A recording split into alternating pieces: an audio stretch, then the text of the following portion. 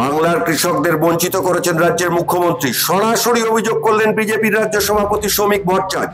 বুধবার গোটা দেশে কৃষকরা পাবেন প্রধানমন্ত্রী কিষাণ সম্মান নিধির 21তম কিস্তি। রাজ্যের 46 লক্ষ কৃষক বহু আগে থেকে এই টাকা পেতে পারতেন।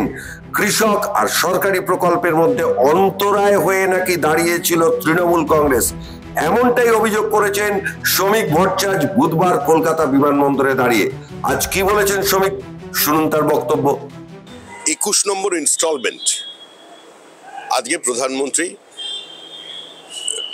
দেবেন। এই টাকা তো প্রধানমন্ত্রীর টাকা নয়, এটাকে কৃষকেরই টাকা। প্রান্তিক মানুষের, সাধারণ মানুষের, মধ্যবিত্ত, উচ্চবিত্ত সকল মানুষের দেয় করের টাকা, যেটা তারা প্রত্যক্ষ বা পরোক্ষ করের মধ্যে দিয়ে কেন্দ্রের কোষাগারে জমা করেছে। এখন মানুষের টাকা মানুষের কাছে ফিরে আসার মাঝখানে অন্তরায় হয়ে দাঁড়িয়েছিল তৃণমূল কংগ্রেস। প্রথম 10টি কিস্তি থেকে রাজ্যের কৃষকরা বঞ্চিত হয়েছিল। 46 লক্ষ কৃষক উপকৃত হবেন, এই টাকা তাদের অ্যাকাউন্টে যাবে। এর মধ্যেও কিন্তু জালিয়াতি ছিল। 2 লক্ষ কৃষকের নাম ভুয়ো তালিকা তৈরি হয়েছিল, সেগুলো কেন্দ্র বাদ দিয়েছে।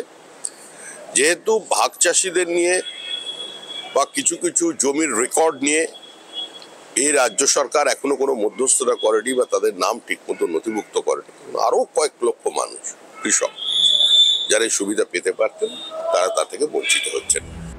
এদিকে বিমানবন্দরে দাঁড়িয়ে শ্রমিক যে বিস্ফোরক অভিযোগ করলেন, তার কোনো পাল্টা প্রতিক্রিয়া এখনো পর্যন্ত পাওয়া যায়নি তৃণমূলের পক্ষ থেকে।